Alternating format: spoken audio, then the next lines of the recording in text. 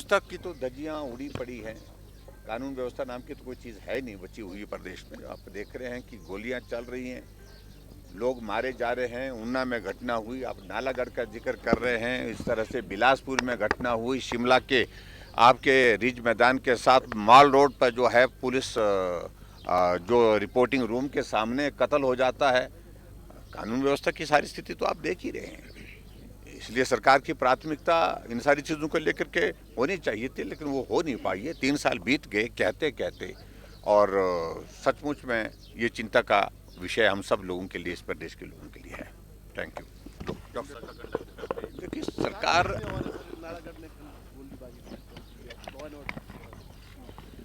देखिए पहली बात तो ये है कि डॉक्टर के खिलाफ जो जांच की रिपोर्ट वो पिछले कल आई है, शायद उसके आधार पर उन्होंने कार्रवाई की है। इस पर मुझे बहुत ज़्यादा टिप्पणी नहीं करनी है, जब कार्रवाई कर ली है। लेकिन कुल मिलाकर के इस सारी घटना से दोनों पक्ष में जो मरीज था उनके साथ भी स्वाभाविक रूप से संवेदना है, और कुछ लोगों की कि भाई मरीज के साथ गलत हुआ, डॉक्टर इलाज करने के लिए होते हैं, इस तरह का व्यवहार करने के लिए नहीं होता।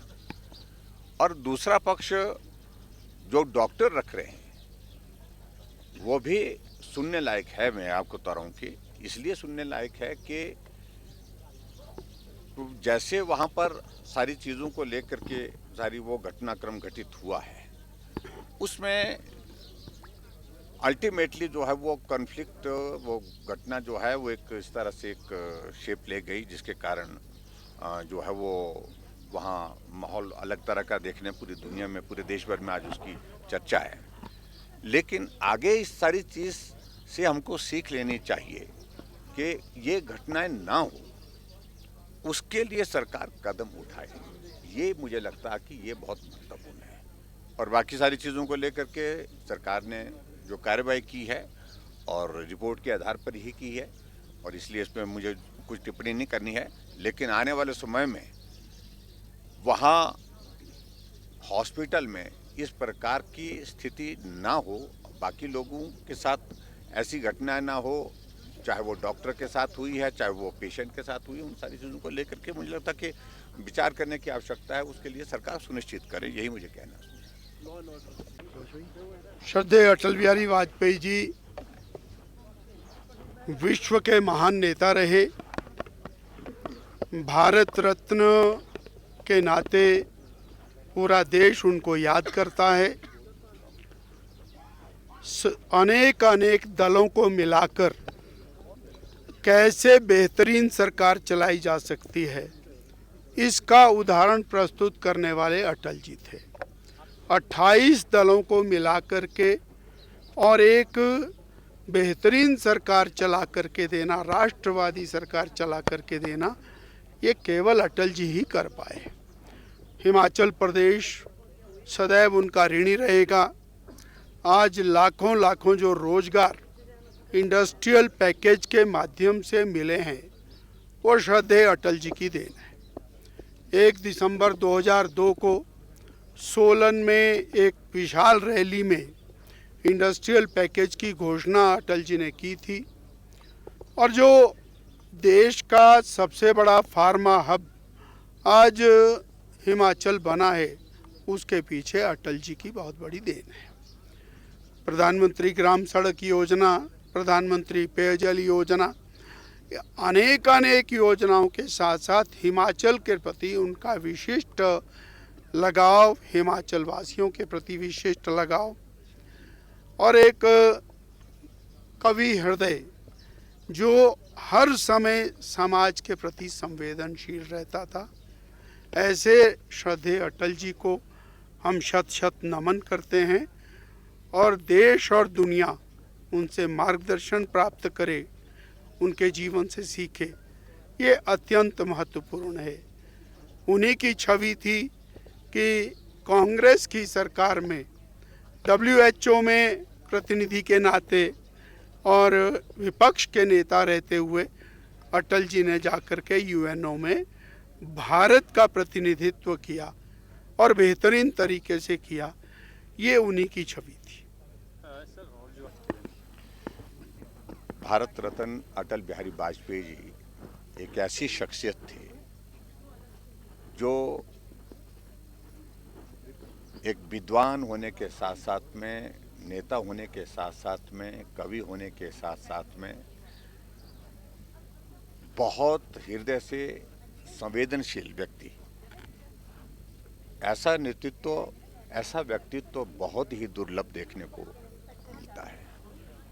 हमारे लिए सौभाग्य की बात है, हमारी पार्टी के वो नेता थे और देश के प्रधानमंत्री रहते हुए उनने जिस प्रकार से भारत की छवि को विश्व स्तर पर एक अलग पहचान दिलाने में सफलता हासिल की, तो मैं समझता हूँ कि उस दृष्टि से अटल जी को हमेशा ही हम याद करेंगे। और ख़ास तौर से हम इस बात को भी देखते थे कि जब कभी उनकी सभा होती थी, सभा में लोगों को लाने के लिए गाड़ियां कम पड़ जाती थी, मैदान छोटा पड़ जाता था, क्योंकि बहुत सारे लोग उनको सुनने के लिए आते थे। क्योंकि उनका भाषण जिस प्रकार से बहुत बेहतर होता था, बहुत अच्छा भाषण देते थे। अंत तक जब तक भाषण समाप्त नहीं होता था, लोग अपने स्थान से हिलते नहीं थे। और यही मंजर लोकसभा के अंदर, राज्यसभा के अंदर भी जब वो बोलते थे, जब भी बोलते थे, तो कितना भी वहाँ पर गर्मा गर्मी का माहौल, बहस का माहौल, तनाव का माहौल संसद के अंदर होता था, एकदम शांत होता था। यानी कि घोर वैचारिक विरोध के लोग भी सदन के अंदर अटल जी की बात सुनने के लिए शांत होते थे, चुप होते थे। ये इस प्रकार की एक शख्सियत थी। ऐसे हमारे नेता अटल बिहारी वाजपेयी जी हैं। उनके योगदान को हिमाचल तो कभी भूल नहीं सकता। हिमाचल की देवभूमि हिमाचल प्रदेश उनका घर रहा है, और कहने के लिए घर नहीं, घर यानी कि प्रधानमंत्री रहते हुए भी वो अपने गांव प्रीणी, यानी कि मनाली में प्रीणी के गांव में आकर के रुकना और वहीं से पीएमओ चलाना, यानी कि ये भी एक बहुत बड़ी बात है। वहाँ आकर के कविताएं लिखना, कविताएं सुनाना, ये हम सब लोगों का सौभाग्य है। उनके साथ कई बार इंटरेक्ट करने का, कई बार बैठने का अवसर हमको मिला। और ख़ासतौर से हिमाचल जैसे पहाड़ी राज्य के लिए जो उनका योगदान उसको हम कभी भूल नहीं सकते। बड़े योगदान के रूप में मैं कह सकता हूँ कि प्रधानमंत्री ग्राम सड़क योजना जो अटल जी ने शुरू की, आज हिमाचल प्रदेश की जितनी सड़कें बनी हैं उसमें से 50% सड़कों का योगदान प्रधानमंत्री ग्राम सड़क योजना का है। अगर प्रधानमंत्री ग्राम सड़क योजना नहीं होती, आज भी हिमाचल प्रदेश के अधिकांश हिस्से सड़कों से वंचित होते, यानी कि पीठ का बोझ नहीं उतर पाता। हिमाचल प्रदेश के लिए एक और देन उनकी जो है, जिसको हम हमेशा याद करते हैं, जो इंडस्ट्रियल पैकेज उन्होंने दिया। आज एशिया का सबसे बड़ा फार्मा हब अगर हिमाचल प्रदेश में है, बद्दी नालागढ़ में है, तो अटल जी की देन है। जब प्रधानमंत्री थे उन्होंने पैकेज दिया था। एक और देन के रूप में हम उनको याद करते हैं हिमाचल प्रदेश के लिए, वो अटल टनल रोहतांग। ऐसा एक तोहफा हिमाचल प्रदेश के लिए उनके माध्यम से मिला है, जिससे पर्यटन की दृष्टि से भी उसका महत्व है आज की तारीख में, सामरिक दृष्टि से भी महत्व है, और सुविधा की दृष्टि से हमारे ट्राइबल के इलाके, लाहौल के इलाके, पांगी के इलाके, और उसके साथ साथ में वहाँ लद्दाख जाने के लिए जो रास्ता बना, तो ये अटल जी की देन है। उनके ऋण को ये देवभूमि हिमाचल प्रदेश तो कभी चुकता नहीं करता। मैं आज के इस अवसर पर, उनके जन्मदिन पर अटल जी को नमन करता हूँ। सवाल आईजीएमसी में डॉक्टर का या मरीज का नहीं है, सवाल तो ओवरऑल व्यवस्था पतन का है। जब चीज़ें सरकार की तरफ से बिगड़ने लगती हैं, मंत्रियों की तरफ से बिगड़ने लगती हैं, तो उसको कहते हैं जनरलाइज्ड स्थिति खराब होती है।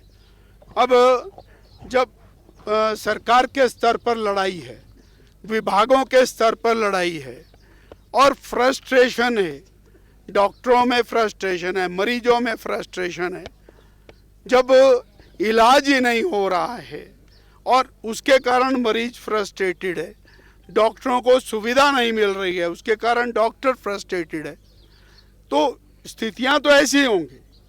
और ये इक्का दुक्का घटना हो गई, आपने उठा करके एक उंगली में बीमारी हुई, उंगली काट दी, ये इलाज नहीं है। वास्तव में पूरी सरकार का हाल खराब है, वो कोई विभाग नहीं बचा है। उसमें स्वास्थ्य विभाग भी शामिल है, उसमें सारे विभाग शामिल हैं। अगर सड़कों का विभाग खराब है, यदि पेयजल का विभाग खराब है, यदि ट्रांसपोर्ट की बसें खराब हैं, तो इसी तरह से और चिकित्सा का भी हाल खराब है। पूरी सरकार एक ऐसी हालत में पहुंच गई है, शायद बरसों लगेंगे इसको वापस लाने में। इसलिए और कि ए पर कार्रवाई करो, बी पर कार्रवाई करो, ये केवल पत्ते तोड़ने वाली बात है, ये कोई इलाज नहीं है। व्यवस्था का पूरी तरह से पतन हो गया है। इसलिए पार्टी ने व्यवस्था पतन के 3 साल के खिलाफ पहले ही सरकार को आगाह किया। 4 तारीख को हमने आंदोलन करके। Thank you. वास्तव में देखिए, घर तो बनाने से बन जाता है। श्रद्धेय अटल बिहारी वाजपेयी एक ऐसे राजनेता थे जो सभी के थे, पक्ष और विपक्ष, वो सभी उनको जो है ये मान करके चलता था कि यह सबको मान करके चलते हैं, सबको लेकर के चलते हैं। आज भी जब हम लोग संसद में रहा करते थे तो भी श्री अटल बिहारी वाजपेयी जी का नाम लेकर के लोग कहा करते थे कि अटल जी ऐसे थे। तो अटल जी का पूरा जीवन जो है वह सामाजिक जीवन में और राजनीतिक जीवन में एक आनंद का जीवन रहा है। मुझे लगता है कि उनसे लोगों को कहीं न कहीं थोड़ी थोड़ी सीख लेनी चाहिए कि राजनीति प्रतिस्पर्धा की तो हो सकती है, लेकिन राजनीति दुश्मनी की नहीं हो सकती है। इस नाते सभी लोगों को राजनीति को इस नाते अपनाना चाहिए कि मुझे देश की सेवा करनी है। अटल बिहारी वाजपेयी जी ने अपने पूरे जीवन को इसी तरह से ढाला था। उत्तर प्रदेश से तो लखनऊ से वह चुनाव ही लड़ा करते थे। हिमाचल को भी वो अपना दूसरा घर मानते थे। लेकिन मैं ये कहूँ कि आज अगर उस समय के राजनेताओं में किसी को देखिए तो पूज्य गांधी जी के बाद विदेशों में भी सर्वाधिक स्वीकृति किसी को मिली तो अटल बिहारी वाजपेयी को मिली। उनकी चर्चा लोग करते हैं। आज मैं अटल जी को श्रद्धा सुमन अर्पित करता हूं। साथ ही साथ अटल बिहारी वाजपेयी भारत रत्न थे।